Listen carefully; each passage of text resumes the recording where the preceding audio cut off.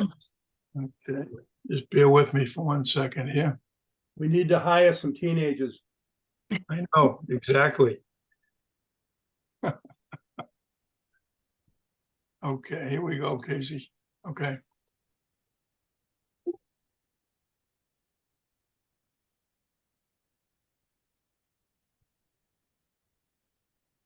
Now, if Casey has trouble, that means I've got a problem with the setting.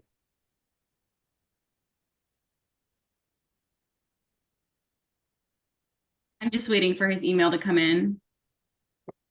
No pressure, Casey, no pressure.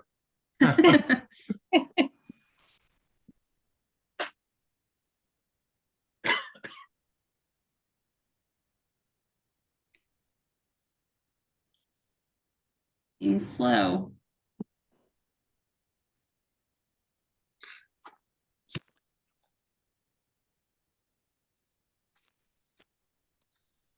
What is that?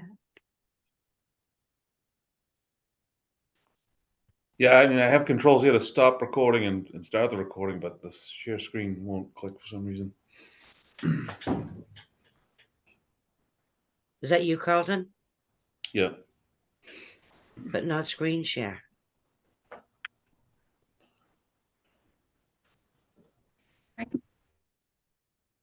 Change it to all participants, then he probably could.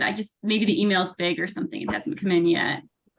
Oh, It is. It's a 5-page PowerPoint or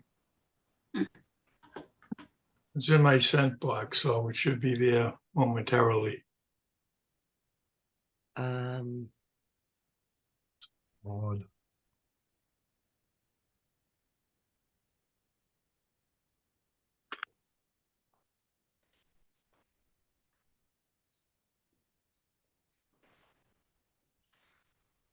Does John Paul have the PowerPoint? Yeah, I'm looking at it here. Let me see if Maybe if you give him permission to share. Tina, if you give me permission, I have it open on my computer so I can share it. okay, you now have the power, at least according to my screen. Let's see here.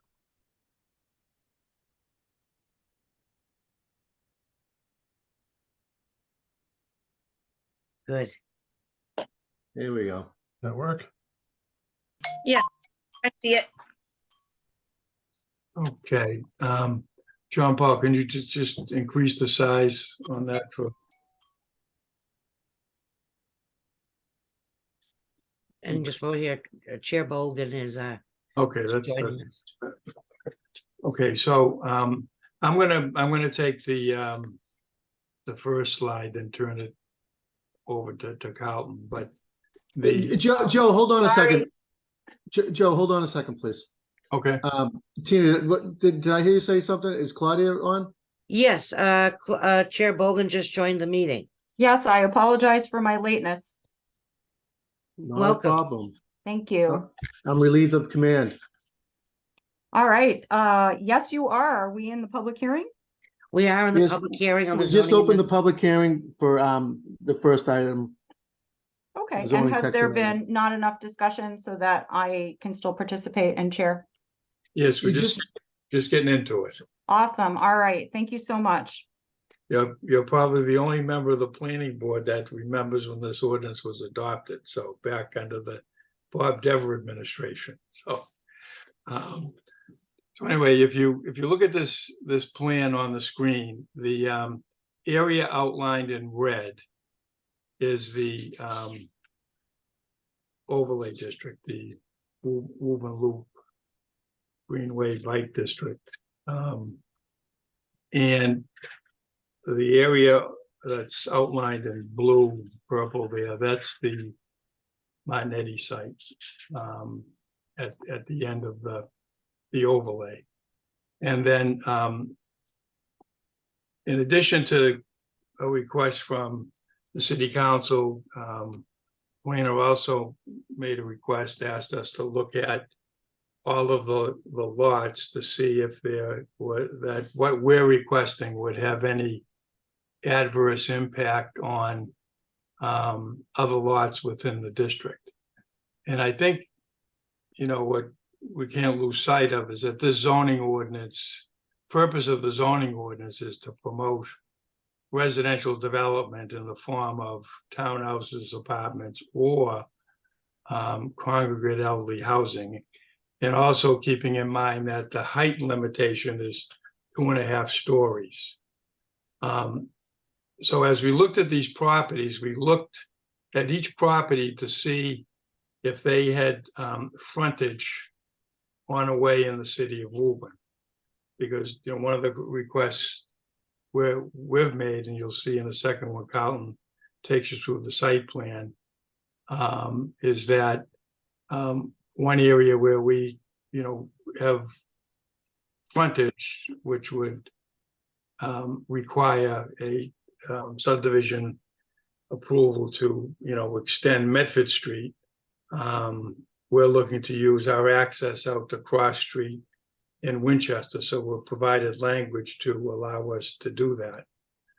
So as you look at the plan, the properties that are outlined in green, the properties that we found did not have any access to a way or public way. So the properties at the top of the screen are known as 3 Green Street rear and 5 Green Street rear. And then looking at the deeds to both of those properties, they do not have any access onto Green Street.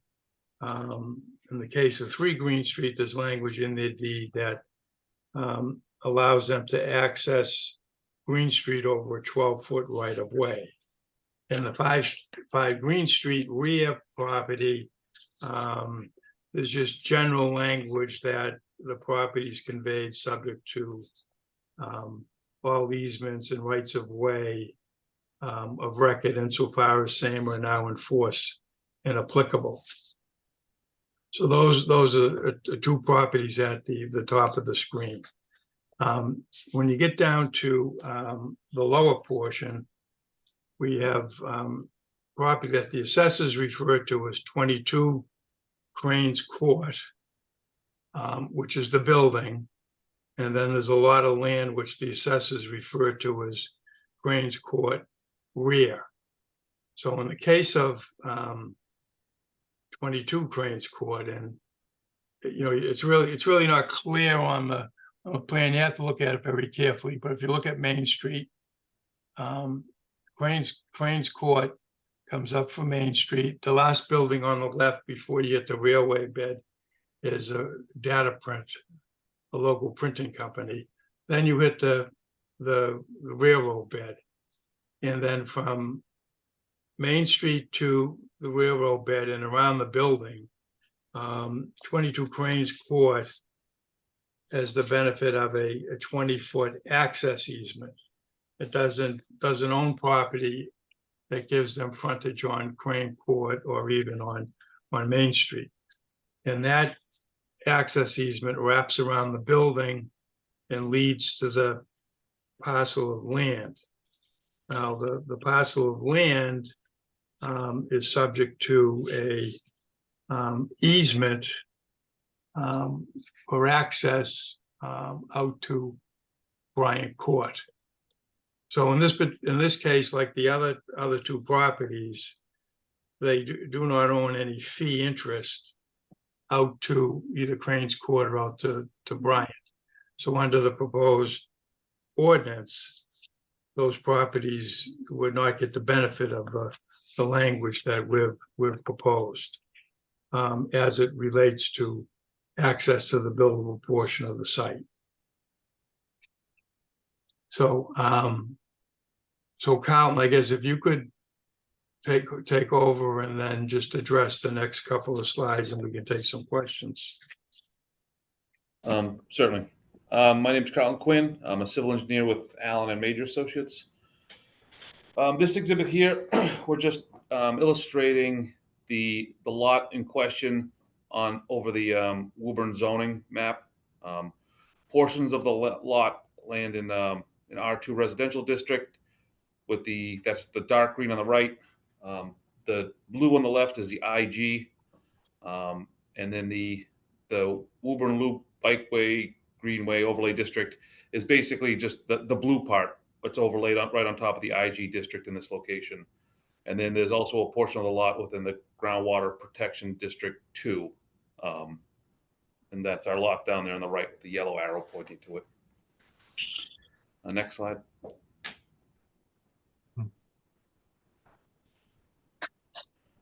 This is a site plan. The point of this slide is to try to show the effects of the 70-foot residential buffer to our project.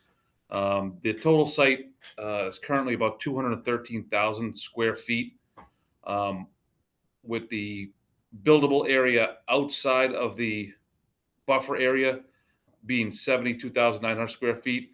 So the extent of the buffer is 70 feet, which you need to add on to the building setback line. So we have a 30-foot building setback line. We have to add another 70 feet onto that, resulting in a 100-foot setback for these areas against the residential property lines. That buffer takes up approximately 66% of the entire site, just leaving 33% buildable. The red outline is the property line. The green is the division between the R2 and the IG zone lines. And then the hatched red area is what is left for buildable area in this lot after the buffer is added to the plans. The blue line on the right, that's the town line between Winchester and Woburn. You can see that access goes right out to Cross Street, with about 50 feet of it being in Winchester. Next slide, please. Just before you leave that slide, I just wanted to make one comment. So the overlay district does not state that the buffer zone requirements apply. All right, since the buffer zone requirements don't apply, building commissioner thought it'd be best to add language in the ordinance, making it clear that they don't apply. So I just wanted to make that point. Okay, Carlton.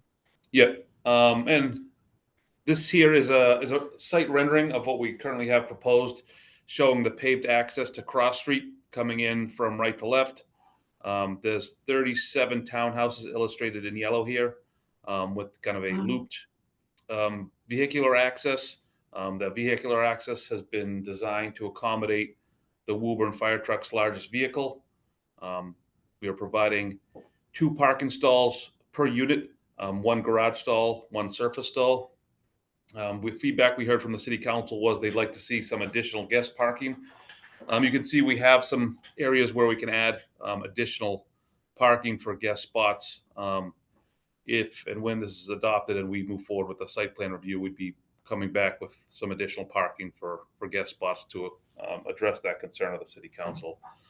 The site, we are providing sidewalks throughout the entire site, providing access to everyone's house via the sidewalk outside of the driveway. And you can see there's a substantial, green space left over on this project even after the proposed is developed. I think, is there one more slide?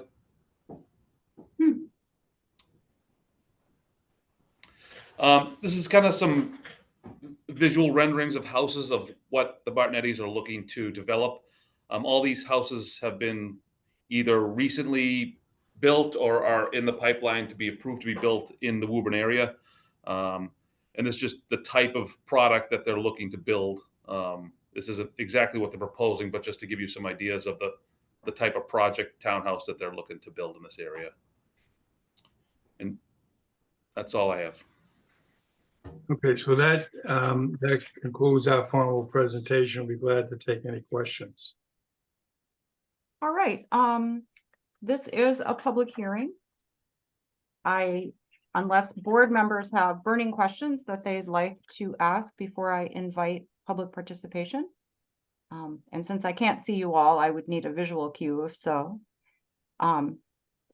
And hearing none, what I'd like to do is open up the public hearing. Claudia, Yeah. this is David. I just have one question. Oh, sure. Ask away. The traffic loop in the middle is going to be in one way? No, that would be proposed to be 2-way at this time. Would there also be allowances for street parking? We would not be providing street parking, but as this concern did come up when we met with the city council, and we would be providing off-street additional parking kind of in between the houses. So we're providing additional parking spots that would not be street parking, but it would be off-street parking, kind of just, a 90-degree stall off the drive aisle. So that roadway is how wide? 24 feet. 24 feet. And that's the pavement area is 24 feet. That's correct. An additional 5-foot sidewalk is the white ring around it. And you'll post some signage to say no parking on the street? Certainly. I mean, because this is an extremely congested picture. I know you said you could put in even more units.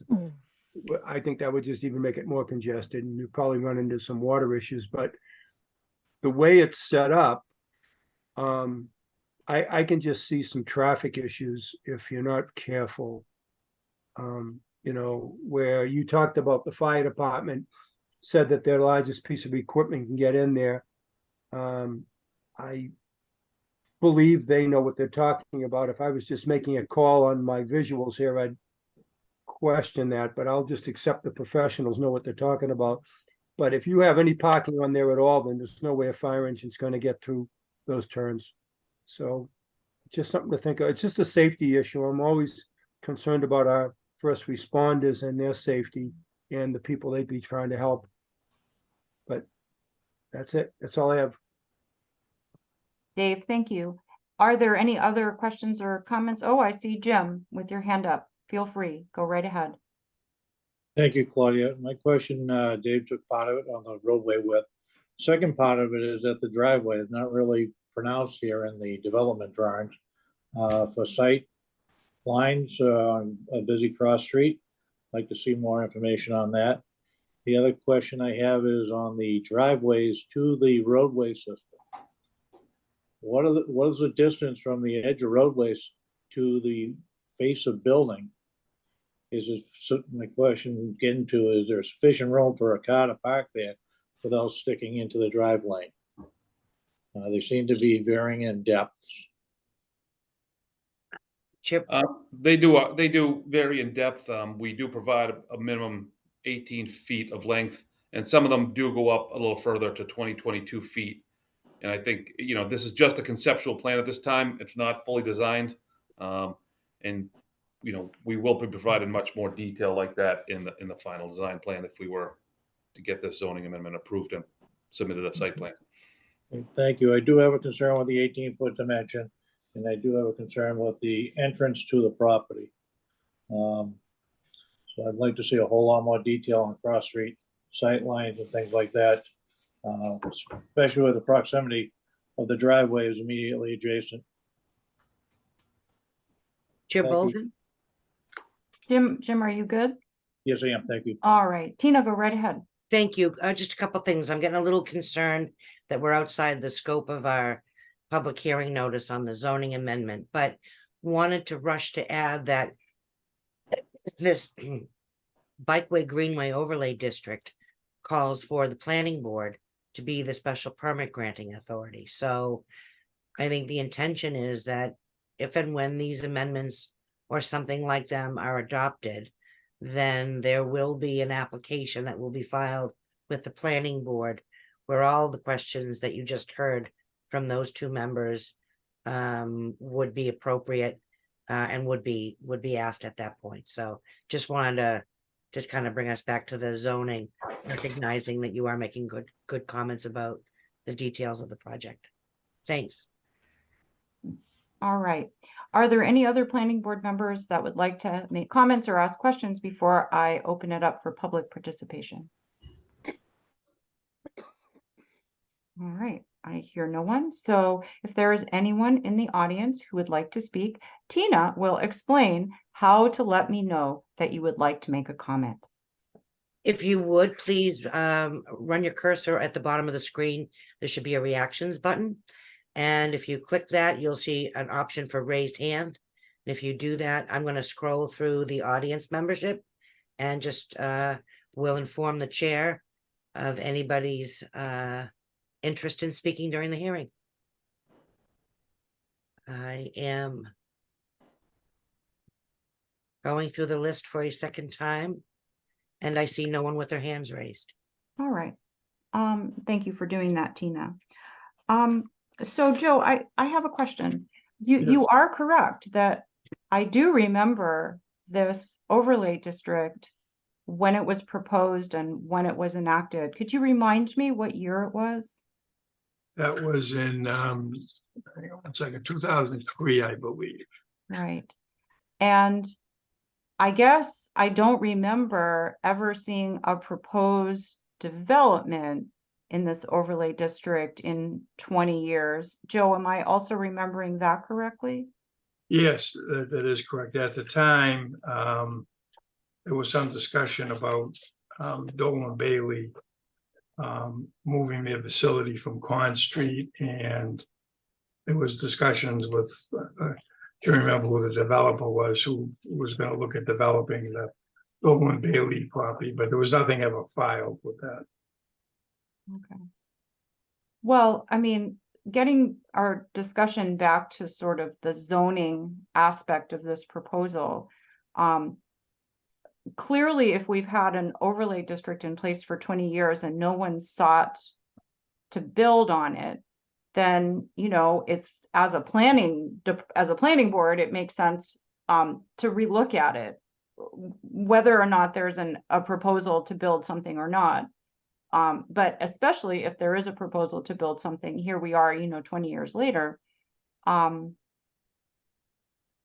My memory, and this is very imperfect, but my memory of this overlay district was that it was designed to be a vehicle for redevelopment of these formerly, you know, industrial or former, you know, uses to sort of raise them up from sort of, you know, old school industrial IG sort of uses to something that was a higher and better use for that part of the city. And I guess from a planning perspective, I'd like to understand, Joe and your team, how the proposed changes to the ordinance impact the usability or the desirability of this overlay district sort of more in general. Like, what was wrong with what we put in place 20 years ago that has resulted in essentially no takers over the years? Yeah, I'm just going to give you my guess on it. I look at some of the properties along the way, and you've got some viable, companies that are operating down on Con Street and along the area from Green Street to Fowle Street. The property in question here at Zero Cross Street was a former junkyard that was really in disrepair. I believe the city had brought the property owner to court a number of times. And when the bank foreclosed in 2015, the Martinetti family purchased the property and have been looking at it since that time on what would be the best use of that property, giving the overlay district and the underlying zoning, and the best use they saw was for residential townhouses. But to answer your specific question, I really can't answer that. Sometimes you pass, overlay districts and they sit there for years. If you look down on Commerce Way, that Commerce Way overlay district was adopted in 2009. And it wasn't until a few years ago that 120 Commerce Way proposal was advanced. Mm-hmm. So a lot could be, with the economy and, things like that as well. Mm-hmm. That's probably a real honest answer, Joe. I mean, no one can really know for sure, but it strikes me with the proposal coming in now that conditions are maybe finally right for this overlay district to fulfill its sort of original purpose. And so with that, I think it's incumbent upon us as a planning board to sort of relook at this overlay district with the hindsight of 20 years And in the context of current, 2023 times instead of 2003 times.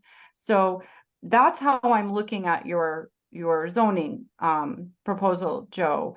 And I know that Tina had an opportunity to parse through some of this and has no objection to some of it. But with regard to the impact on other lots in this overlay as to some of the proposal, that's, I think, where maybe there needs to be more work or more explanation. I mean, Tina, have obviously I missed the first few minutes of this presentation, so I apologize again for having to go backtrack, but where are we with that? Like, the whole idea of this being a zoning amendment is not to kind of pass on the particular project, to have that in mind as the sort of example of what could happen if we give this zoning amendment, a thumbs up. But on the impact to other lots, Tina, where are we with that situation? So that is the one area where I have not got myself to a point where I would be comfortable with the amendment. And I think really it turns on, I apologize, I had the wording right in front of me. It turns on kind of the use of the phrase or the term direct access. I do not disagree at all with the purpose and intent of the amendment. As you said, I think it's fair to say this was intended, the overlay district, to spur redevelopment, and making it clear that, as in this case, being able to use the access that this parcel has had for a very long time seems to make sense. It's in keeping with the notion that we want to see a change from the general industrial uses to residential. But I have not been able to get myself to the point where I am very comfortable on that particular point. I think, with some revisions, it's a great idea to be very specific about what other sections of the ordinance apply in an overlay. When we've done overlay districts in the recent past, we've been careful to do that. So with some minor amendments to the proposed list, or some, I won't characterize it, with some additions to the proposed list, I think we could be comfortable on that. And certainly the buffer zone seems to make sense as well. It is, I think, logically, the intent is to prevent or to try to provide some buffer between non-compatible uses, industrial or commercial versus residential. And in the case of the overlay, the only uses allowed are residential. So then the potential need for a buffer is not there. And why not make it clear now? That would clear a potential hurdle. That might have been one of the things that has prevented others from proposing, knowing that there are these questions that are not been vetted and never tried. So, in the end, I would like to, and I had hoped that I might be able to get to be completely supportive this evening to have a formal recommendation for you complete. But I am still hung up on that third thing about the access. I'd like an opportunity maybe to work with Attorney Tarby and the building inspector to try to see if there is a way to, word the change so that we don't frustrate the potential redevelopment of this parcel, but yet we don't cause an unintended consequence somewhere else or in a different set of circumstances. So, not to cut discussion, but in the end, I think my recommendation would be, unless there is a particular hardship, which I think there isn't. Attorney Tarby mentioned, I think that the council hearing is scheduled to resume on September 19th. The planning board does have a meeting scheduled for the 12th. And if the board elected to, we could continue the hearing to that night. And that would give me some time to work with Attorney Tarby and the building inspector, perhaps the city solicitor, to at least try to vet that last issue. To your bigger point about reviewing the overlay, I think you make an excellent point. We have a proposal that's closer to, submission than not. And, if we can get comfort on that third point, the board might feel comfortable supporting these amendments to allow this particular development to go through, if it knew that we were going to get right on the matter of looking at the overall overlay district and the language to see if there are other revisions that should be made. So, preview of what I would recommend. Okay, well, thank you. Thank you for the preview. And you know, with regard to the overlay, if, you know, as we think about this, we think about the whole overlay and say, well, you know, maybe there's nothing really wrong with what we did. Maybe just the economic conditions weren't right until now. But, you know, this just gives us a chance to look at it again, I guess is my point, to just be sure that with 20 years worth of hindsight and being in a different time, right, than 2003, you know, what does this overlay district mean for us as the city of Woburn today? Is it still, does it still have the same purpose that we thought it did?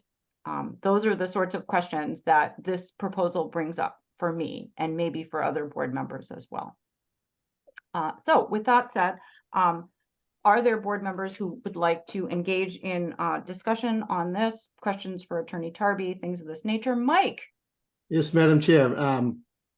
Just to Joe, maybe one of you guys could answer this. How, you know, every once in a while, every 5 to 10 years, we always get another plan to reuse the actual bikeway. How does this tie in with that? I know this is not a site plan review at this point, but just has that been tying in with that whole corridor along the train bed? Has that been looked at? I can't remember the last time that was looked at. I think it was the redevelopment authority many years ago.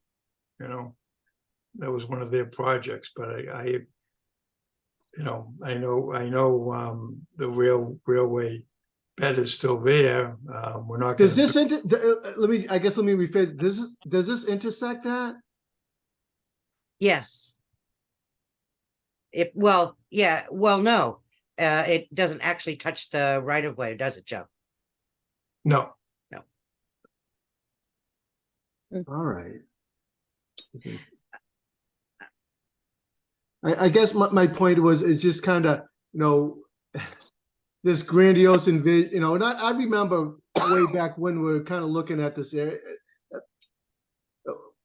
this whole area, it's just is a mixed use and a mixed bag of a lot of different uses, and Yeah. this is a step in the right direction. I'm just a bit concerned, as Tina had pointed out, with the buffers and all that. But I think generally it does need some tweaking, and I think we're heading in the right direction. I was just curious to see how it plays out with the actual rail bed and the bikeway that was kind of gets tossed around every 10 years or so. That's it. I guess, like Tina has in her recommendations, that I think it needs a little bit more vetting out with the setbacks and make sure, they're addressed. That's all. But I think there is some merit to this, and we're heading in the right direction. Yeah, I'll just add one more comment.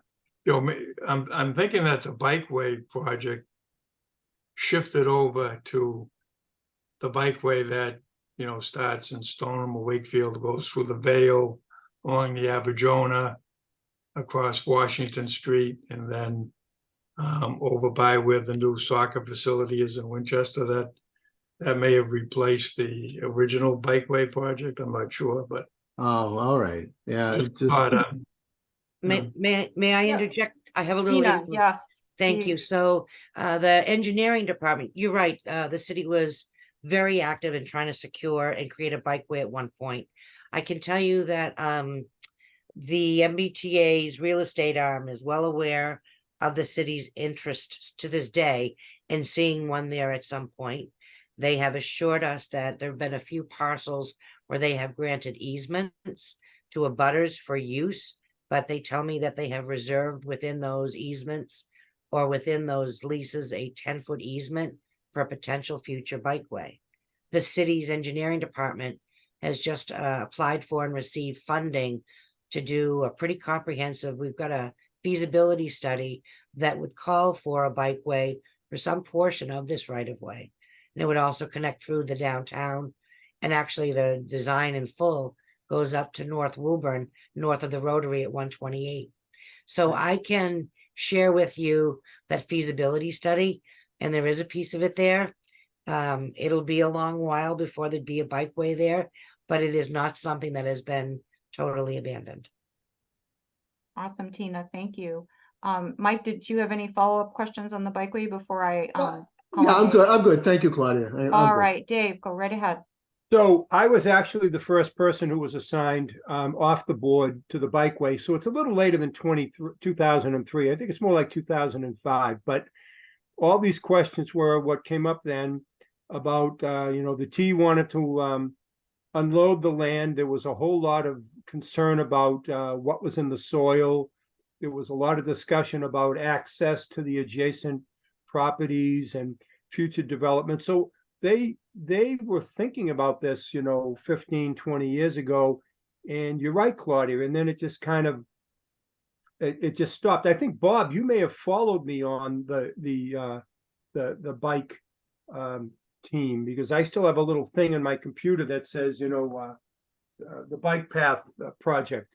And there was a pretty active group that came out of, I'm not sure if they were out of the people that work in the downtown area or what, but there was a group of people that was on this, and then it just stopped. But the idea was they never gave up, as you just said, or somebody just said, that the bikeway was never given up. It was just, what do we do with all the stuff that's adjacent to it? And there was even a thought that maybe they would put in some kind of a roadway that would run parallel to the bikeway that would create access to some of these, I don't know if they're landlocked, but less than easy to access properties. But there was a lot of discussion of a lot of ways, because they saw a lot of rundown property. I'm not saying all the property is run down, because there's some going concerns down there, but there was some property that they thought was that the land could be developed to a more useful purpose. And you're right, that we're talking about maybe advancing more residential than commercial issues. But there was a lot of this that went on, and then about 10 years ago, it just stopped. So that's just my recollection. But it was like there was somebody from the planning board who was assigned to this group, and that was me. And I thought, maybe I'm wrong, that Bob followed me on it, and then it just kind of went away. So my 2 cents worth.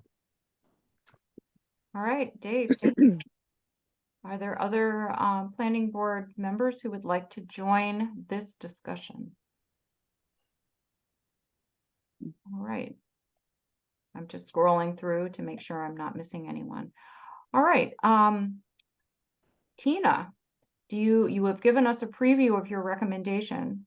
Do you have a recommendation for us at this point?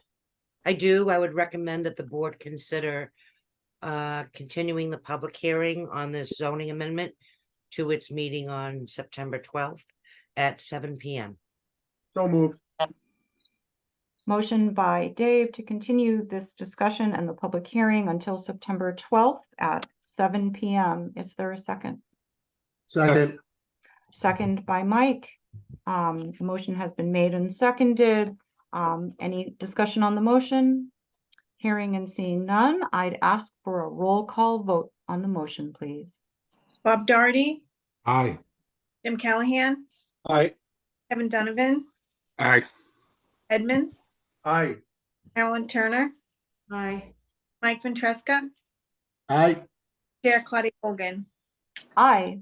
That's 7 in favor, none opposed. That motion carries. We will see you, Joe, at our next meeting. And hopefully by then we will have the outstanding issues that need a little bit more vetting vetted and be able to move forward on it then. Okay, great. Thank you. Thank you. Thank you very much. Have a great night. Thank you. You too. All right. Next on the agenda, preliminary subdivision, Cliffside Terrace. It is an application by the Capello Family Trust, Lee Kickless Capello. Okay, again, Joseph Tivey here for the applicant. With me is Lee Kickless Capello, Mary Ann Kickless, and Dean Kickles, all trustees of the Capello Family Trust, Excellent. Well- Welcome. along with Carlton Quinn of Allen and Major. So the applicants filed a preliminary subdivision plan application entitled Preliminary Subdivision for Cliffside Terrace Extension, Tax Map Lot 60-11-72, Lot 60-11-73, Lot 60-11-74, 0, 1, and 4 Cliffside Terrace in Woburn. The proposed preliminary subdivision plan proposes to create 7 3-bedroom, single-family homes, all having the required frontage, with lot sizes ranging from 12,019 square feet to 21,980 square feet. In addition, there's been several waivers that have been requested that Carlton will review when he presents the plan. To date, we've received comments from Tom Quinn, Building Commissioner, Teresa Murphy, Concom Administrator, Greg Rayum, Senior City Engineer, Jay Duran, DPW Superintendent, and Lieutenant Mark Smith, who's the Woburn Fire Department.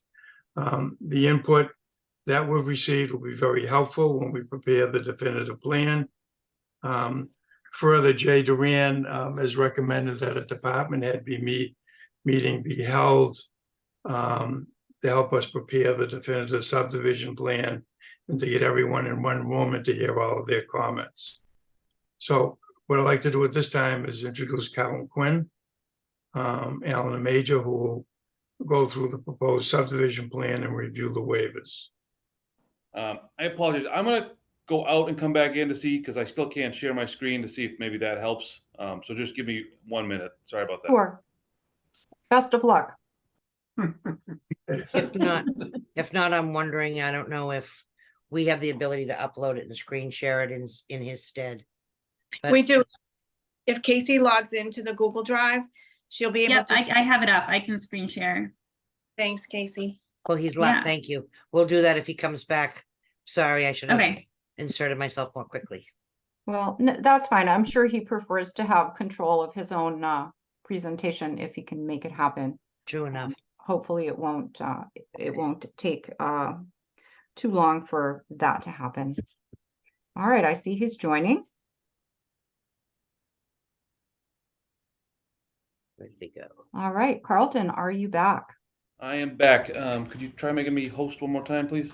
I did. All right. That seemed to do it, I think. Let's I see. hope so.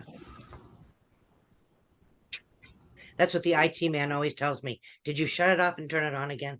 Yeah, that's what I always tell everyone. Reboot. Maybe we spoke too soon. Oh, here we go.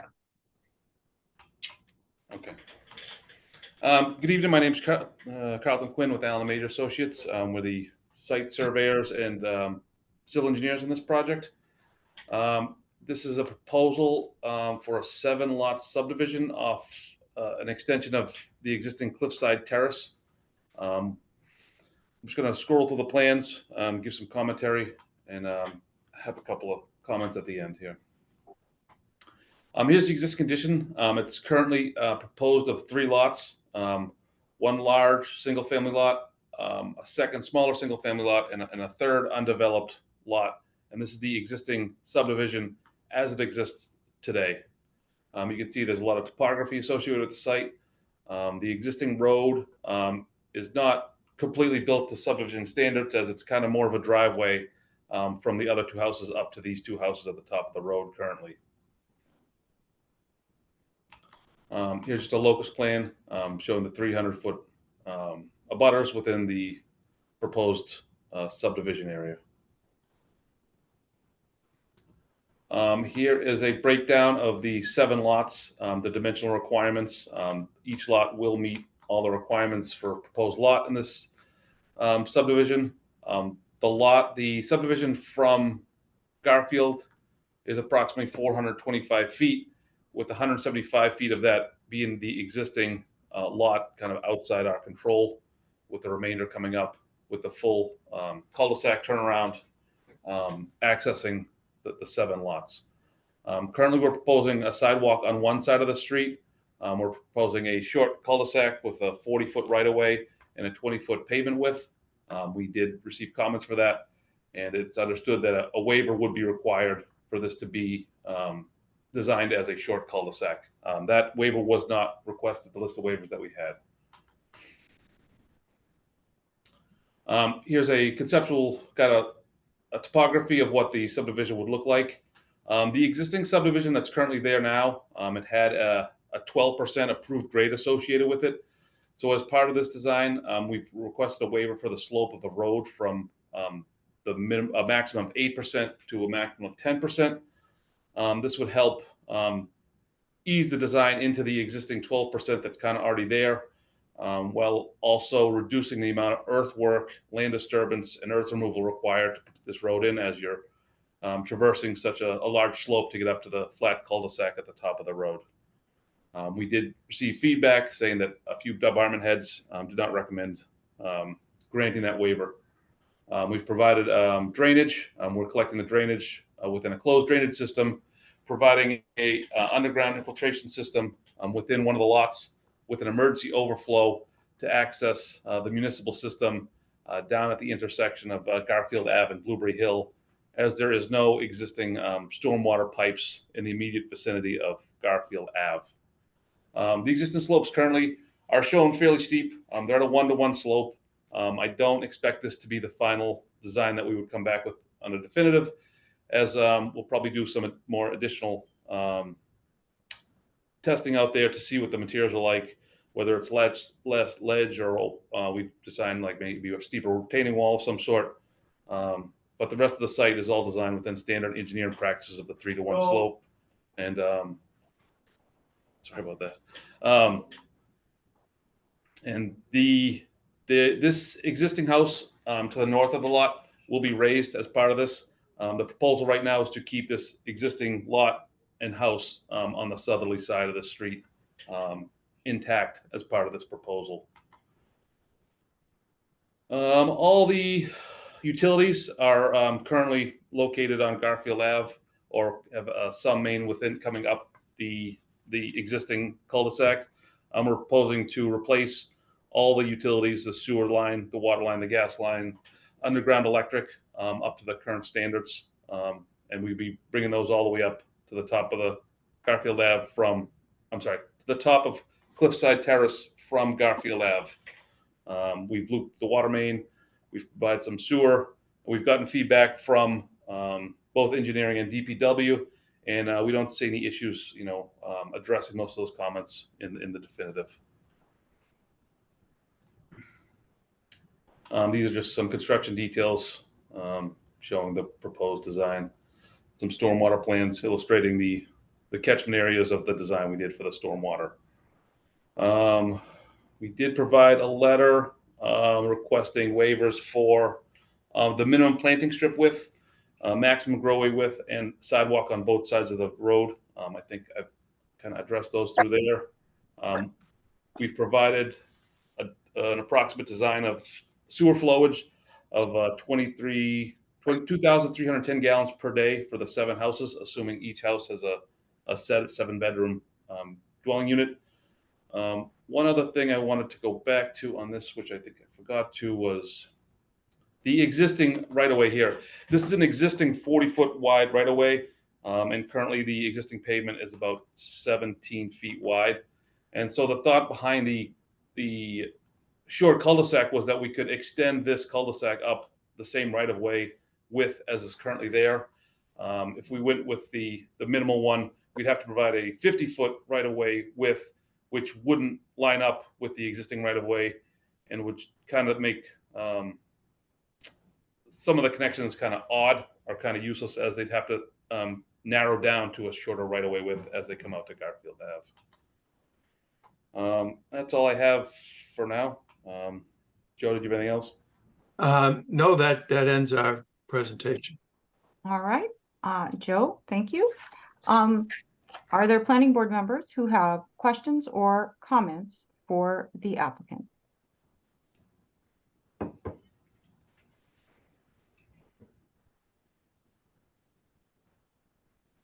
I'm just scrolling through since I cannot see all of you at the same time.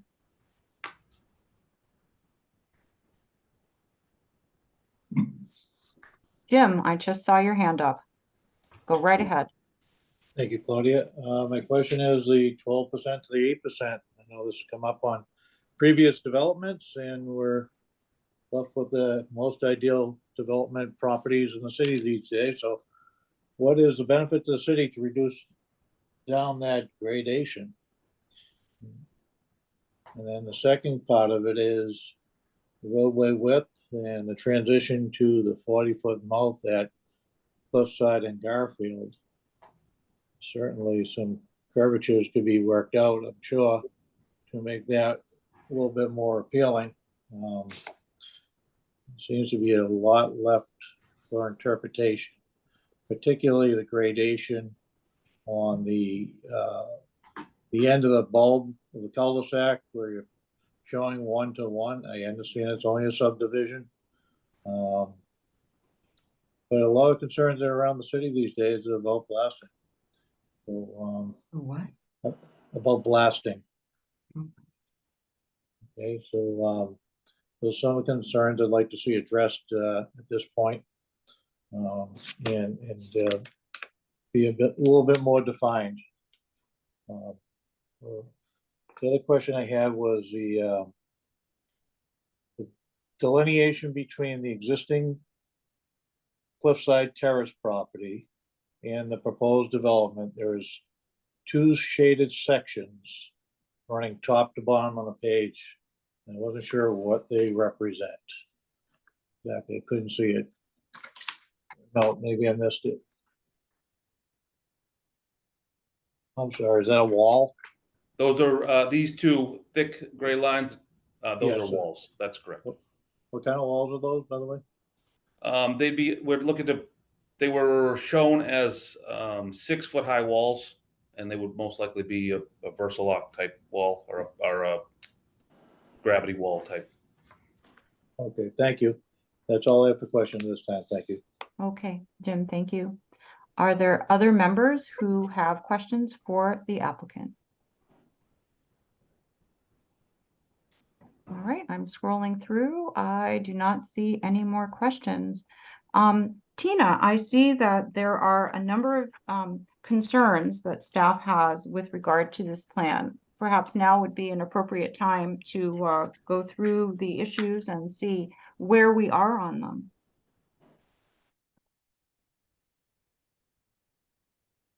Sorry. As Attorney Tarby, I think, mentioned, we have received comments from a number of city departments who have registered a variety of concerns, some of which are with the waivers that have been requested. Certainly, I think fundamentally, staff in the planning department and the engineering department fundamentally believe that this is not a short cul-de-sac because of the length of the road. The maximum of a short cul-de-sac is 200 feet, and this exceeds that in total from Garfield to the end of the cul-de-sac by more than double. And also the number of lots that can be serviced is a maximum of 4. And this proposes a total of 8, actually, 7 here. And then there is the existing house on the, I guess, the south side of Cliffside Terrace at the corner of Cliffside and Garfield that has its driveway off of Cliffside rather than off of Garfield. So that would actually be, so that triggers then waivers, additional waivers. As to the point for the 40-foot right-of-way width, it's pretty common to see that there are a lot of 40-foot rights-of-way. That's why the board has the short cul-de-sac. It's intended to be a very short extension of an existing, right-of-way that's 40 feet or less. Commonly, the board in the past on a number of occasions has waived that typical 50-foot requirement down to 40, recognizing that we're dealing with an existing right-of-way width. That doesn't mean that you've also reduced the pavement width a little bit, not to 20, but you've held steady for as long as I can remember at a minimum of 24 feet for two-way traffic on a subdivision that's not a short cul-de-sac. So there are some waivers that the board, as I said, has commonly granted. Another one would be on a cul-de-sac dead end.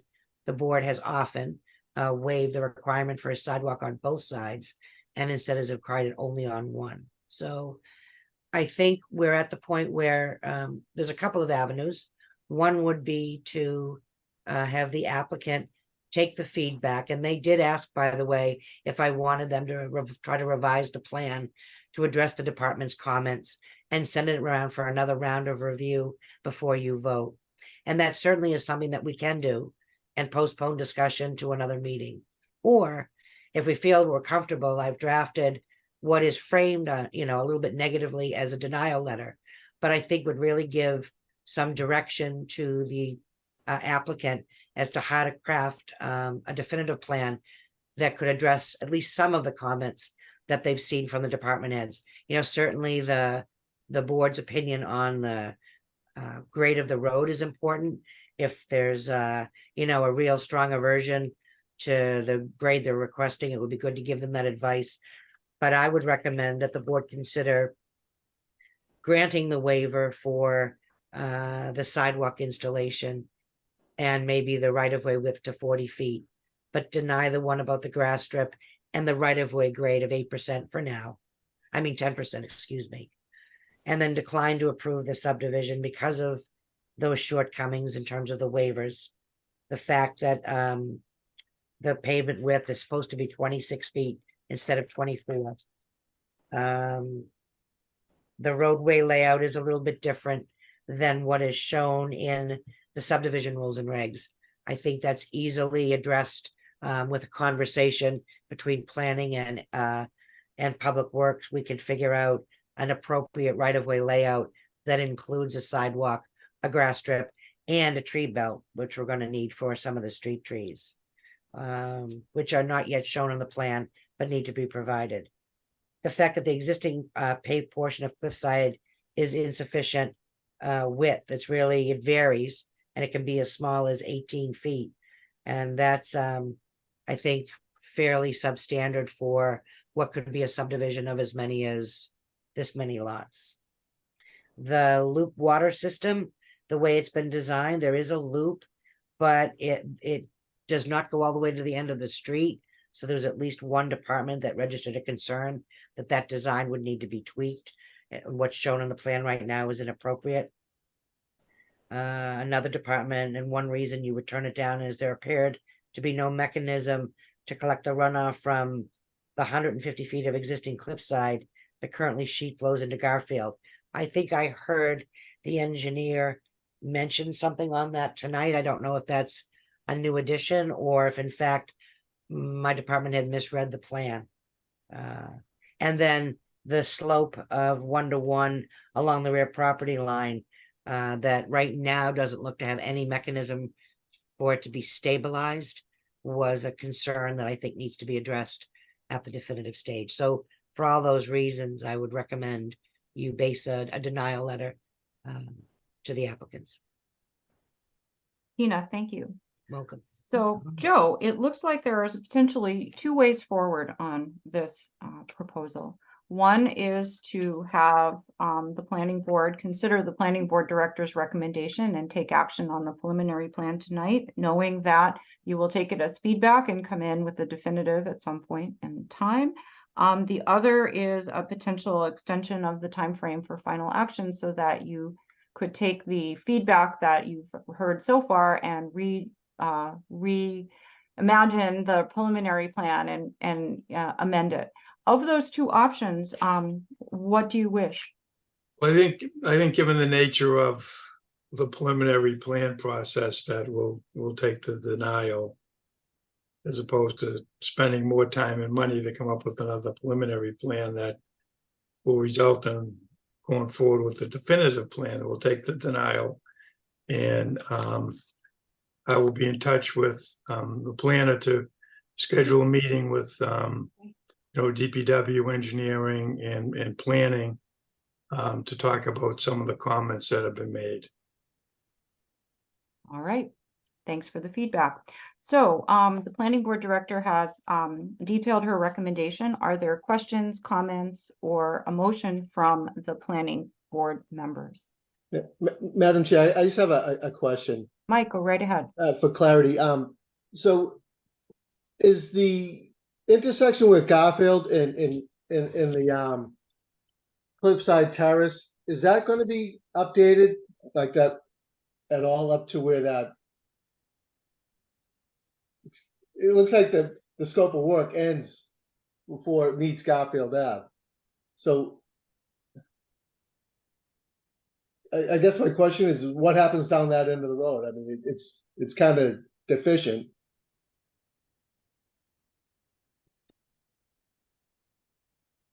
I can tell you the planning director is going to urge them to include that in their thinking in every way. If they're going to be digging it up, to dig trenches, to make connections to existing sewer lines, and the fact that it is only 18 feet wide, now would be the time to get a uniform width for the existing portion and the new portion.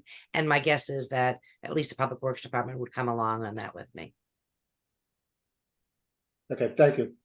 All right, Mike, are you set? Yep. All right.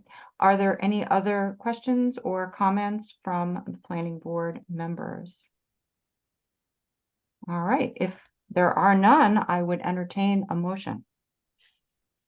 I'll make the motion that we deny this preliminary subdivision plan based on the planning director's recommendation. But, you know, I do think we can get there. I mean, we've seen worse.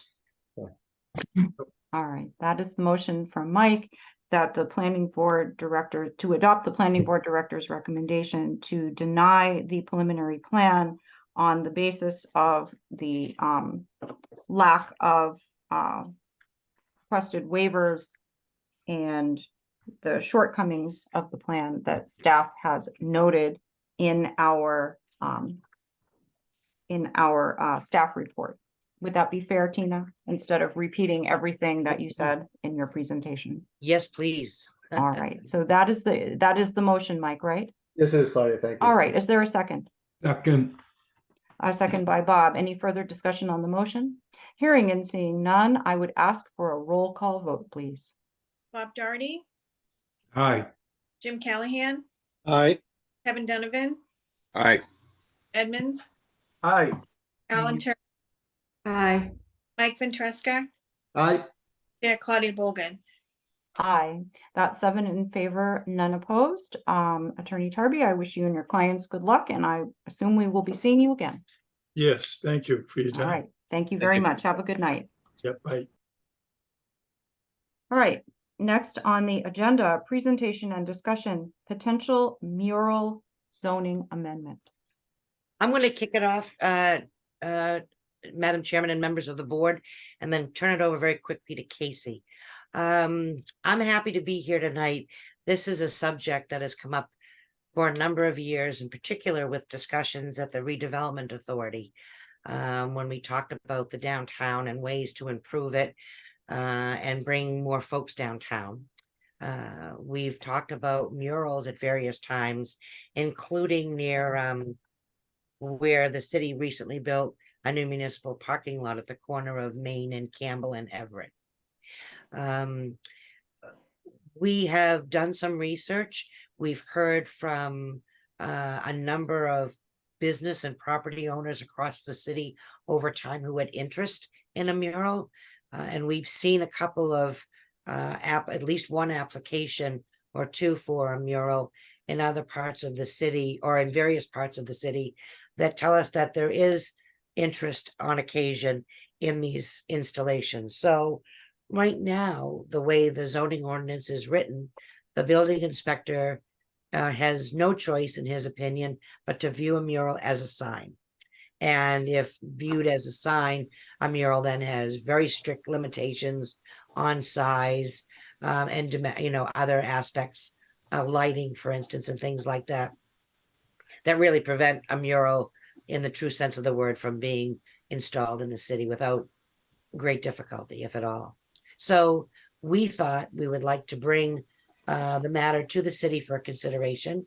And we're looking for, the planning department's looking for a sponsor to a potential series of amendments that would allow murals, as we've currently drafted it, anywhere in the city that's not residential. So in other words, in the, industrial and business districts only. And they would be allowed by right as we've drafted it. And I'm gonna now turn it over to Casey. Casey is the city's economic development manager, joined us earlier this year. She's a member of the planning staff. She's done all of the research really on this subject. And I'd love her to just give you a very brief PowerPoint presentation and then open it up for conversation. Well, Casey? Casey, on behalf of the planning board, I would like to welcome you to our staff. Thank you so much for doing this work, and we look forward to hearing your presentation. Yeah, it's great to finally meet you all, even virtually, but I can jump right into it here. So just a brief overview, Tina kind of jumped into it, but why murals? For many years, the Redevelopment Authority has identified creating mural programs as, a possible priority for their group. And this past year in 2023, they identified creating a mural program as one of their top priorities. This has kind of moved to the top of our work plan. The local rapid recovery plan that the city did coming out of COVID, that was sponsored by DHCD at the time, highlighted the significance of implementing a mural program as a way to bring back, economic activity downtown and, kind of revitalize the center area. That was the center of study for that report. And there's also been a growing interest from a variety of property owners around the city, downtown and in some of the other areas, as well as some of the different arts groups have started to approach us about murals. So I think there's definitely interest from a variety of groups.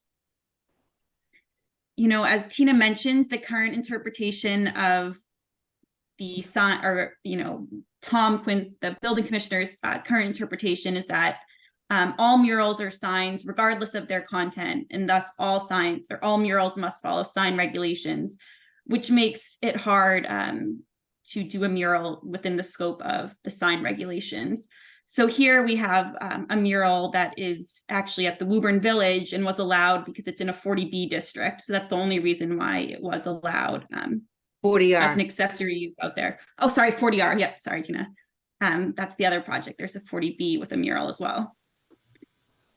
So as Tina mentioned, this is our proposed route. We're proposing 3 zoning amendments. The first is to add a definition of mural to the definition section. You have it in more detail in your packet, but I can just quickly read it. A non-commercial picture or decoration, typically painted, which is for artistic, cultural, or societal purposes only, including but not limited to painting, fresco, or mosaic. A mural shall be considered a sign if its content is related by language, logo, or pictorial depiction to the advertisement of any product or service offered at, or the identification of any business located on the premises where the mural is located.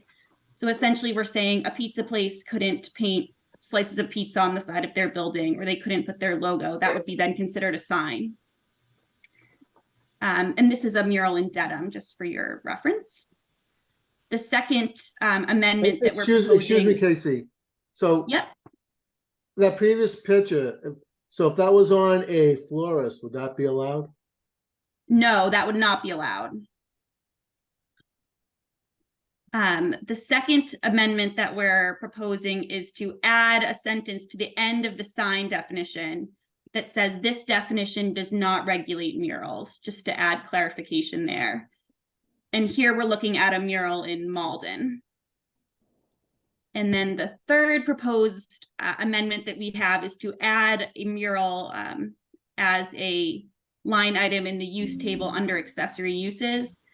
And as you can see, we're not allowing it in any of the residential or open space districts, but we are proposing to allow it by right in all of the commercial districts.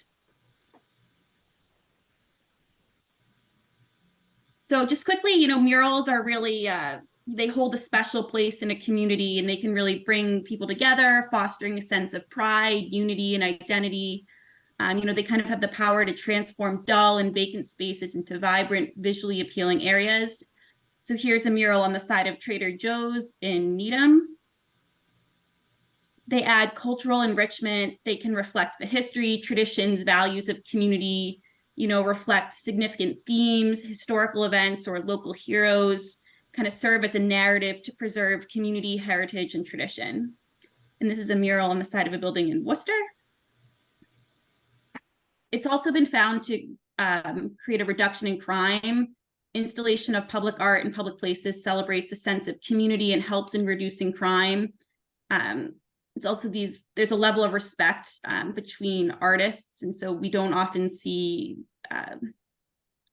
graffiti or any sort of tagging or vandalism on murals. We found through talking to a variety of different groups. They're also a significant investment in the community. Murals cost a significant amount of money. I believe this one here in Acton was $10,000. So they're generally a big investment, and because of that, content and placement are generally very tasteful and professional. And so we don't really have as many concerns about inappropriate content potentially showing up just because of the investment that a property owner would have to make into putting a mural on their building. And so very quickly, I think that was just a general overview. This is actually, the building commissioner would actually consider this a mural. This is the side of, why am I blanking on it, Tina? We talk about it all the time. On Church Street and Main Street, the Chinese food restaurant there, that's on the side of the building there. Peppercorn House. Peppercorn House, yes. So there is actually a few, yeah. So there are actually a few murals that pop up in the city. So we have this one, the one in the 40R district, and then the 40B project up in North Woburn on Main Street has a mural on their utility house there that was approved by the Zoning Board of Appeals. So generally, that was a quick overview. I'm happy to answer any questions or go back to a certain slide if anyone wants more detail. Otherwise, I'll open it back up. Awesome. Casey, thank you very much for that awesome presentation. I do see Jim with his hand up. Jim, do you have a question for Casey?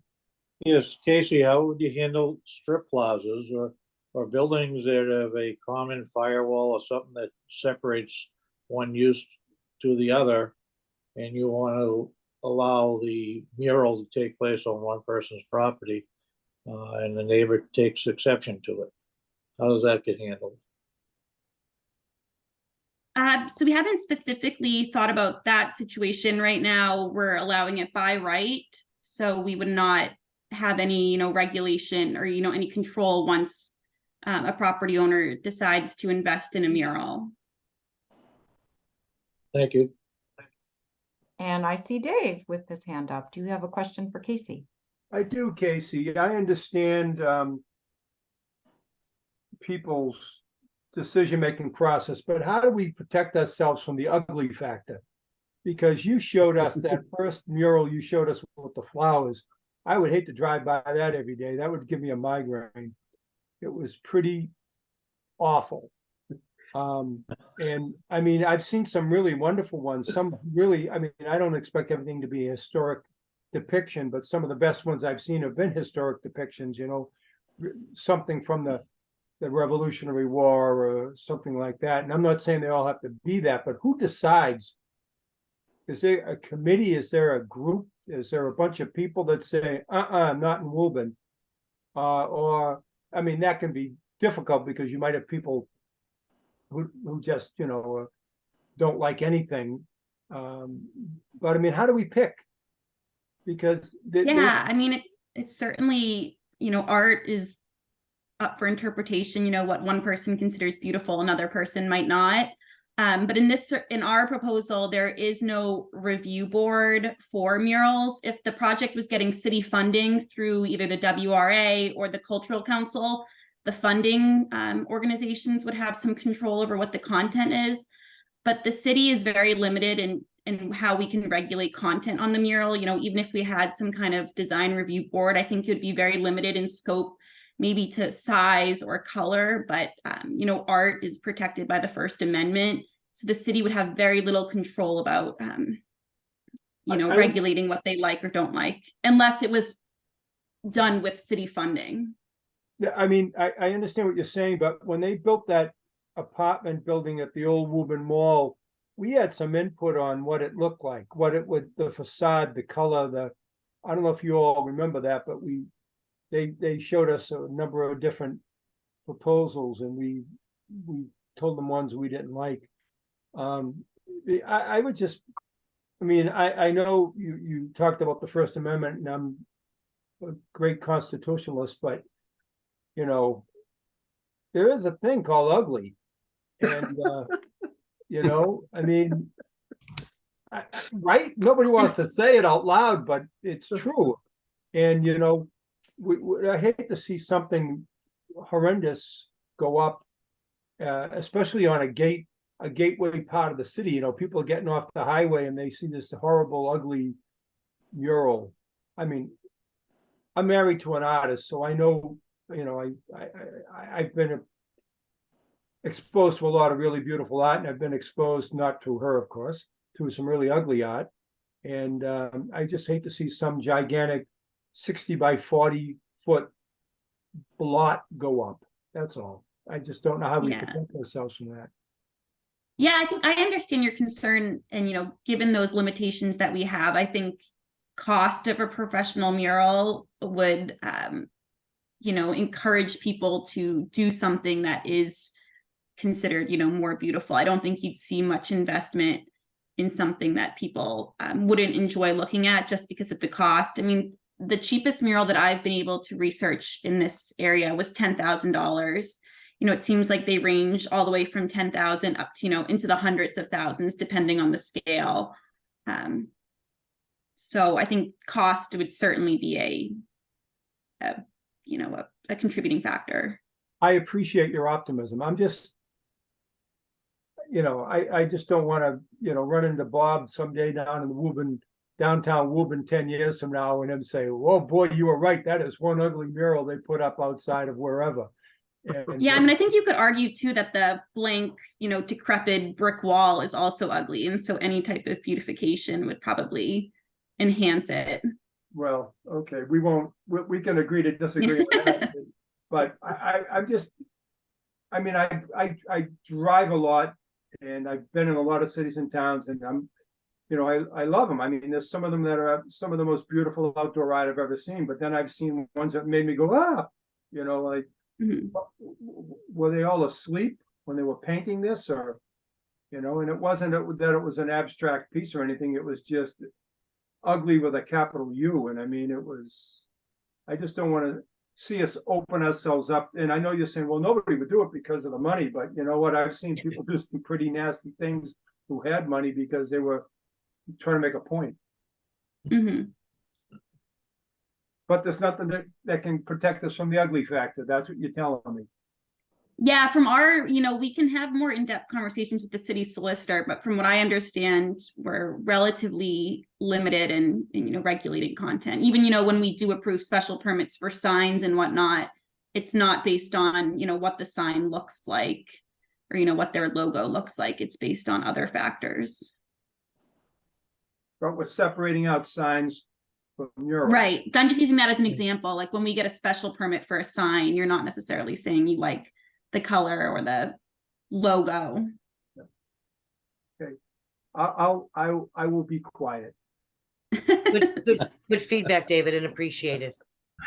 All right, Dave, are you set? I'm all set. I will take. Okay.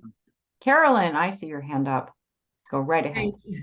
Thank you, Madam Chair. Just along a similar lines, in addition to content, I think another concern or consideration perhaps is how much of the city would be impacted. One issue is content, but how many buildings in Woburn could be impacted, and you know, if they were to take advantage and utilize this proposed draft and put murals on their buildings, how much of the city could potentially have these murals? And would there be any cap on that? I don't believe the way this is drafted or what we're trying to do, there would be any cap, but just another consideration. I don't have the exact answer for the amount of buildings that would be within the allowed area, but under our proposed amendments, there would be no cap to the allowed amount of murals. I think certain buildings architecturally would be limited. You know, buildings with lots of windows aren't necessarily prime candidates for murals. You tend to want blank walls, you know, potentially a couple stories tend to be more attractive to mural artists. But we can do a little bit more research into what, you know, the number of buildings that are in those proposed zoning districts. Okay, thank you. Mike, go right ahead. Yeah, I just kind of echoing what Dave said. I mean, do other towns not have like a review, like a quick look see at and at least a visualization of what's gonna appear? That's kind of. Yeah, so we reached out to a bunch of towns. We heard back from probably close to 20, and Lowell and Quincy both require special permits. And those special permits are issued through their arts groups. They have like an arts and cultural board that does the review for both of those. But all the rest of the cities and towns do not do any type of review unless it's getting city funding. Okay, all right. I'll just interject. Another question I had too is is there anything that regulates the size? Not in our proposed amendments. We weren't able to find any size regulations based on the other communities. It's kind of done, it seems, you know, the artists kind of decide, I guess, in that regard. Okay, I'm good. As long as, you know, it's kind of in tune to what other towns do, I'd be happy with it. Thank you. Right. Are there other questions or comments from the board?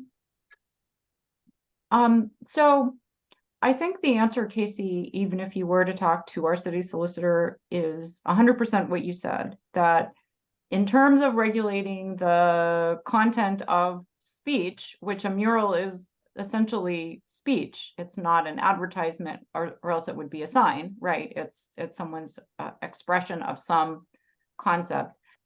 It would be super limited by the city, no matter what commission or whatever you set up.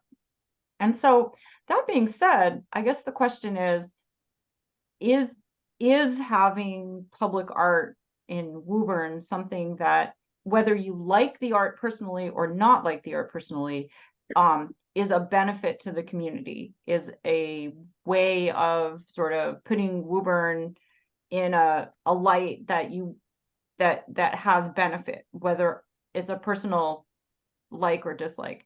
And the thing that came to mind, Casey, when I saw this was Salem, that Salem has a section of their city that has these enormous murals on the side of maybe not, you know, the nicest housing in the world, like big, you know, sort of apartments or things of this nature.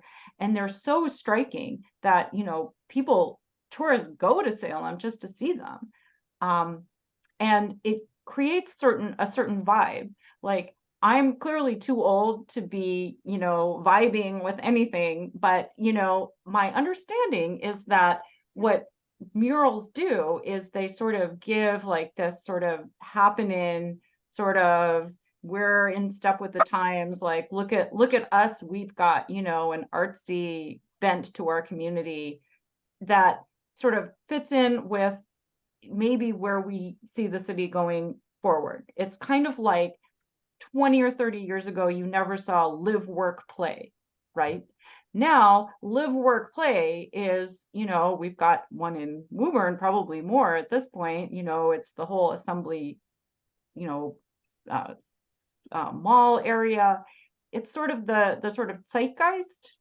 And so, Casey, what I sort of wanted to get from you as a observation, being, you know, by far the youngest person here, is in terms of, you know, sort of setting Woburn in sort of a trendy vibe. Is this kind of part of it? Is this mural action sort of a, hey, you know, we're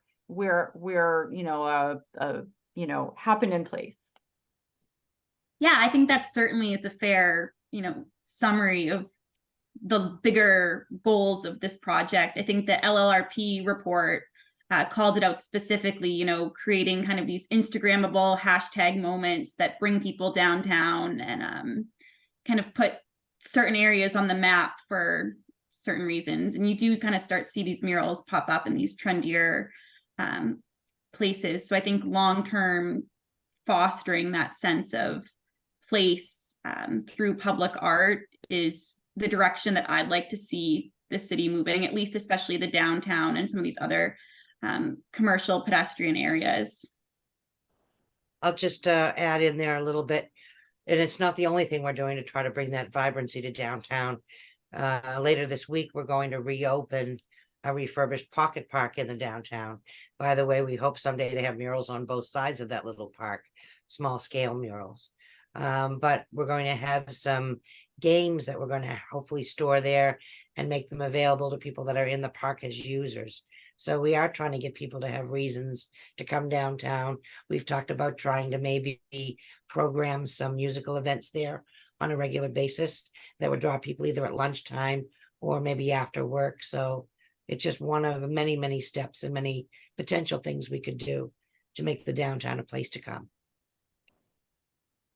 Well, that was kind of where that was the idea that sort of was coming across in the presentation, Casey, that, you know, there's, you know, we're living in an assembly row world, right? Where the idea that, you know, having a couple of nice stores and restaurants and convenience stores in a downtown to get people to come there may be insufficient because there's other places that people would rather go. And so, you know, what I see this as is let's do something that in large measure would cost the city nothing to create that sort of atmosphere for the future.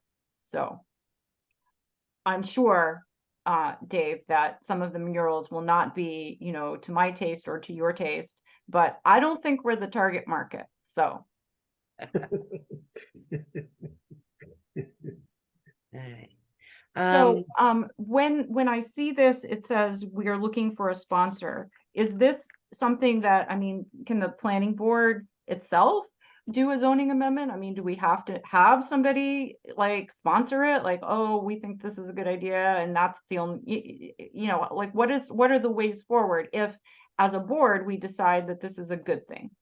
So if you thought this was a good thing for us to pursue, we could take the feedback we've heard tonight, refine perhaps our proposal as we now have it, and then bring it back to you at a subsequent meeting.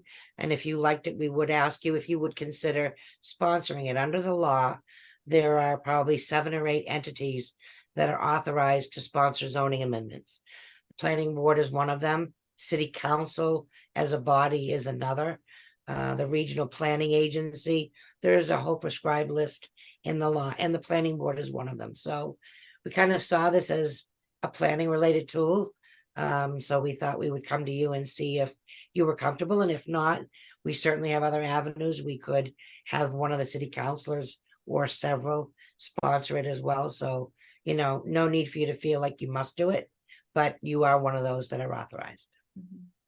Because I think what would make it more tangible for us as a group is to have an idea of, well, what are the, if we were to do this, where are the likely locations, right? Like Woburn is, you know, a pretty big place, but it's not, and there's not an unlimited amount of places where any property owner could potentially put a mural or might, you know, want to. So it might help. I know it would help me and maybe would help others if, you know, just a collection of pictures like, okay, this is the corner of, you know, X and Y streets, and here's like a big blank wall that if we were to do this, you never know, someone, the property owner might decide, you know, to put a mural or, you know, something of that nature. Because I think what I heard is that folks are sort of comfortable if, for example, if the city said, oh yeah, it would be a great idea to put a mural on both sides of this new pocket park, because then the city has control, right, over what's placed there. I don't think you heard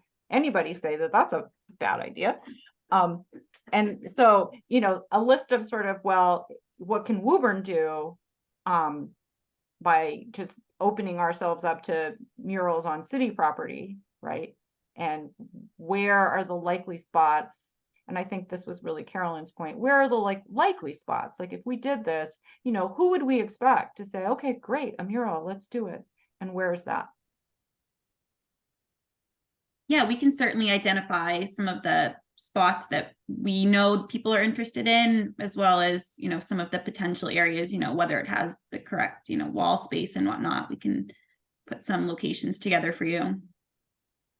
Awesome. All right. Are there any other questions or comments for Casey or Tina on this point? Okay.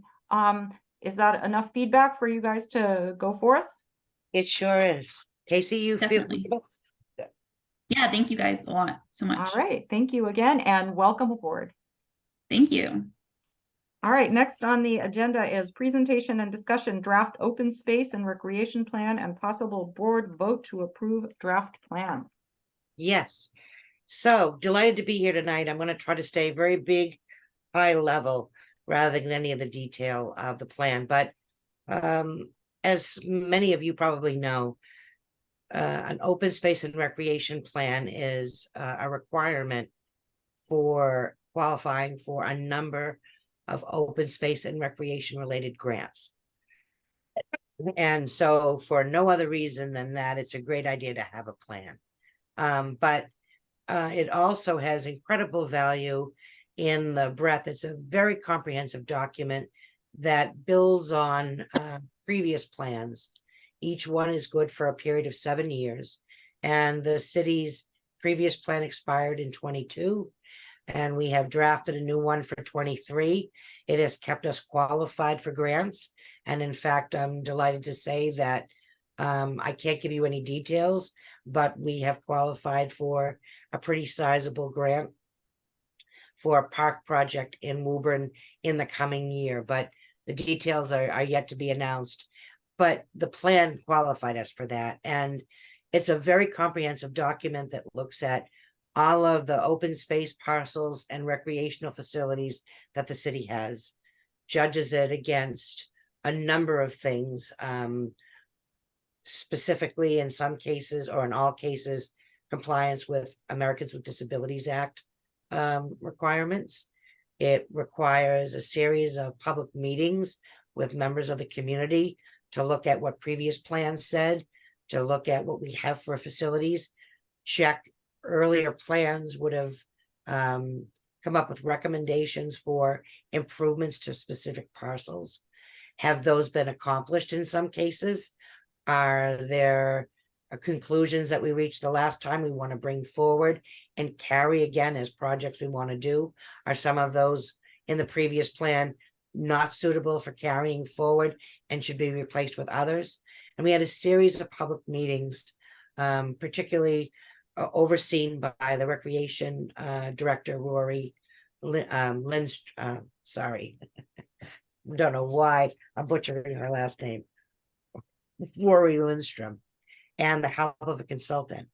We were able to create a draft plan, bring it back to the community for feedback.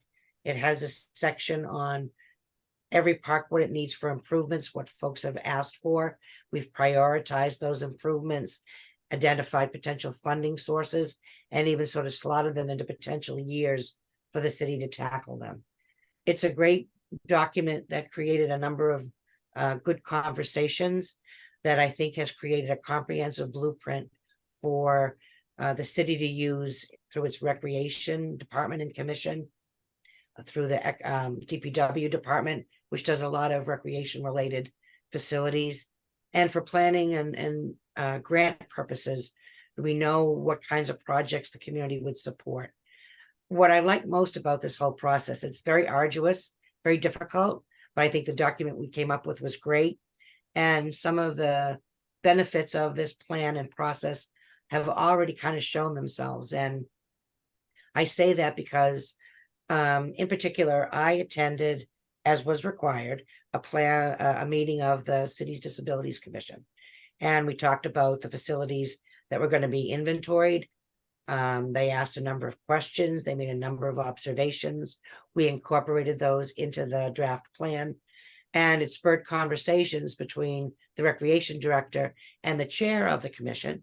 And they have decided independent of this plan and independent of any grants, that they're gonna start a new process where once a year, every year, they try to identify and tackle improvements at one facility under the control of the Recreation Commission.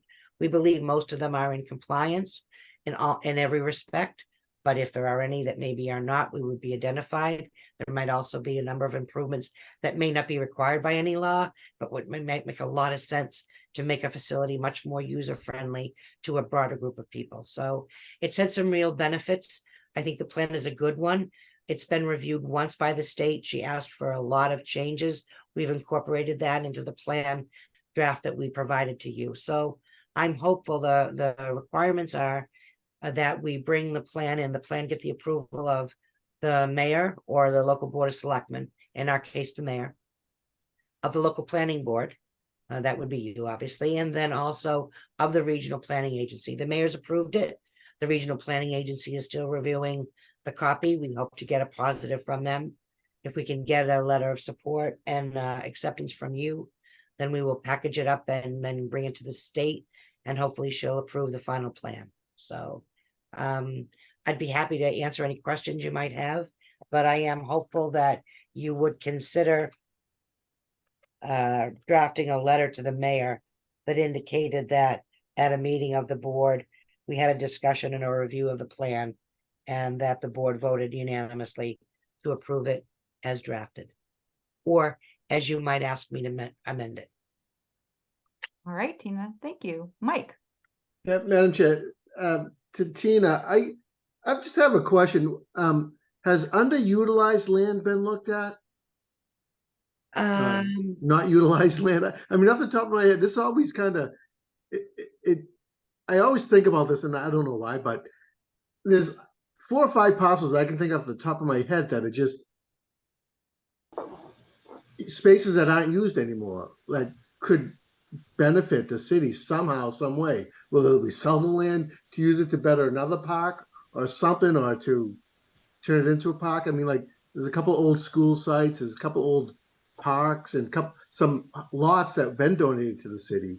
I mean, has that been mentioned or brought up at all? Well, a couple of them were, we certainly, I can speak generally, there was at least one former school site that was brought up by people who were in the public meetings that urged the city to remove the old school and put in a passive sort of green space for the neighborhood. But that's what they all just turn into, just empty green spaces that the neighbors use to park their cars in.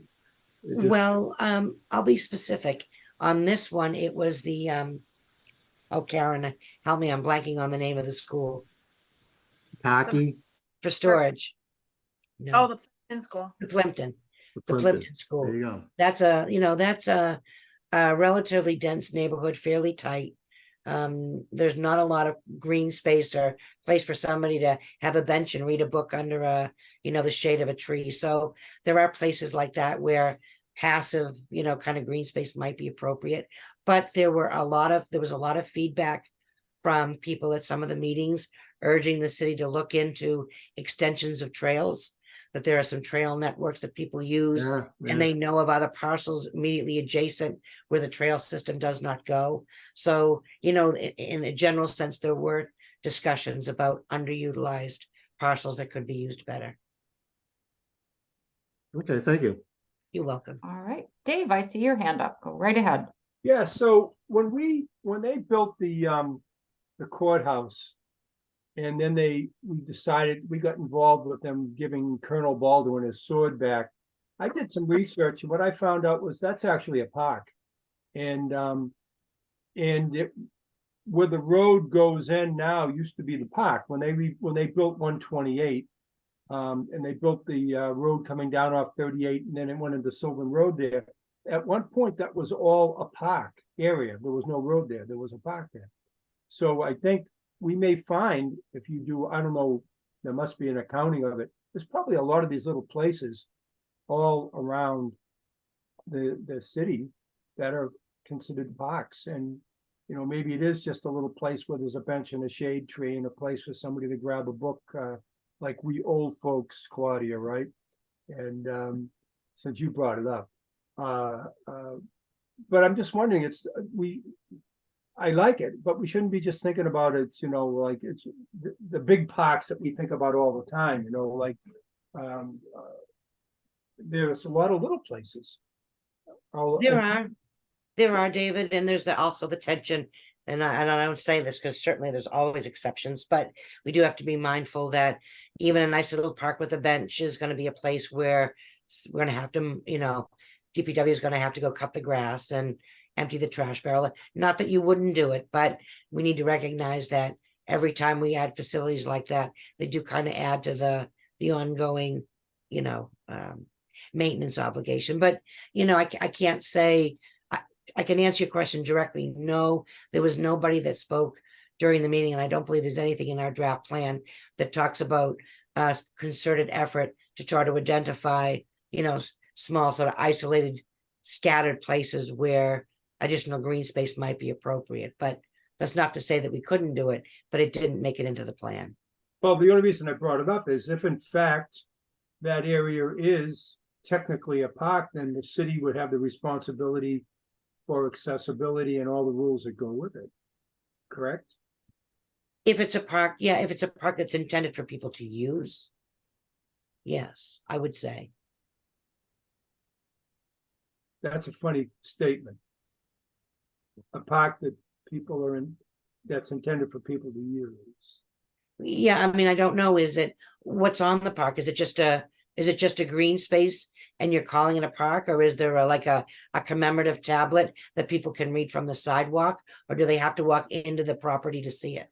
Yeah, I guess it would depend on the details. Yeah, I mean, just looking at the Baldwin statue, we know what that is, and it stands on its own, but it was, when they dedicated it 100+ years ago, it was dedicated as a park, a public park. So I'm just wondering if there's other things like that, because things fall out of disuse, they change names, and, somebody else, they've been dead 125 years, so they decide they don't want it to be named after them anymore, so they name it after somebody who painted a mural or something. And so well, and to your point, we had at least one of those. There was a park that used a woman's name, and nobody could recognize the park by the name until somebody finally did and said, I bet you that's the little park next to the police station. But the vast majority of people had no idea what the park was by the name of the park. So you're absolutely right. Things do get lost. I'm good. All right, Dave, thank you. All right, are there any other comments or questions on the draft open space and recreation plan? All right, hearing none, I would entertain a motion. I'll make the motion that we draft as a board a letter saying we reviewed and approved the discussion for the open space and recreation plan.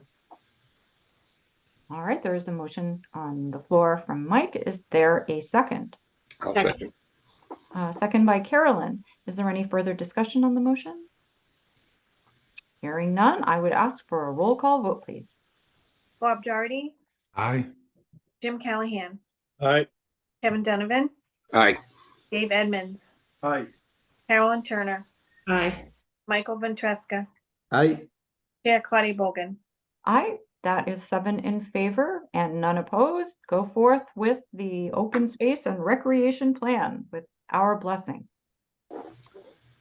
Okay, last on the agenda, I have planning board director update. Yes, so I'm going to try to do this and see if I can update. I wanted to just let you know what we have for upcoming meetings and potential agenda items. Our next meeting is scheduled for September 12th. And earlier this evening, we did continue the hearing on the zoning amendment to 7 o'clock that evening. Other than that, we have lined up 2 completion dates or expired completion dates for subdivisions for discussion. And those would be Sherman Terrace and Baker Way. There will also be a hearing on a zoning amendment or a series of amendments to certain provisions of the city's cluster subdivision development section of the zoning ordinance. There is an anticipation that there will be a filing eventually with the planning board using that ordinance. And so there have been several amendments proposed in advance of that. Lastly, the board is going to have a busy night that night. A petition has been filed by the potential developers of the former Crest Buick site at the corner of Washington and Tower Park Drive. And they have submitted a petition, actually sponsored by one of the counselors, to adopt, to formally and officially lay out Tower Park Drive as a public way. Members might recall that only 3 or 4 years ago, you were faced with the same question. And under state law, whenever the council considers laying out a new street, in this case, because the city does not have an official map, the planning board is sent a copy of the proposal, and the board has 45 days to issue a report to the city council as to whether or not, or what it thinks about the issue of laying it out as a public way. I think I provided you maybe this evening with a copy of, maybe I did not, but I can provide the board with a copy of the letter they wrote 4 years ago. It was based largely on a memo or a letter I had written following a department head meeting where my colleagues reviewed the condition of the roadway and offered their comments and opinions on improvements that would be needed and advisable before accepting it as a public way. We intend to have another one of those meetings between now and the 12th. So I would hope to be able to advise you pretty succinctly that night. But that conversation and the possibility of coming up with a report that evening will also be on your agenda for September 12th.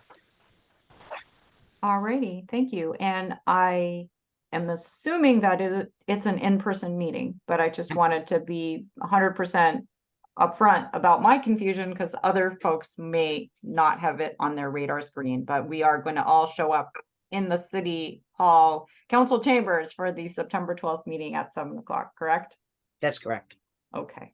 Right. Karen, let me just check it, just to confirm. Karen, when we did the legal notice for the Section 10 amendments, I believe we said City Hall. We did. Good. Yes. Yeah. Thank you. Great. Just making sure. Yes. Yeah. All right. All right. That is all I have on my agenda. Am I missing anything, Tina, or is it? Yes. Or is, Only one thing, a potential improvement of the approval of the minutes of the June 27th meeting. okay. June 27th. I'm going to have to go. Claudia was absent. Yeah, Claudia, you're absent. There you go. You're excused. Beautiful. So there was a meeting that I wasn't at. Does anyone have minutes, comments for that meeting? I'll make a motion to accept the June 27th, 2023 minutes as is. Okay, a motion by Bob to accept the minutes as drafted. Is there a second? Second. Second by Jim. Any further discussion? Hearing and seeing none, I would ask for a roll call vote, please. Bob Doherty, Aye. Jim Callahan, Aye. Kevin Donovan, Aye. Dave Edmonds, Aye. Carolyn Turner, Aye. Mike Ventresca, Aye. and Chair Claudia Bolgan. Abstain. That is 6 in favor, none opposed. That motion carries. All right, Tina, am I missing anything else? You are not. All right. Well, if anyone would like to make a motion to adjourn, I would certainly accept it.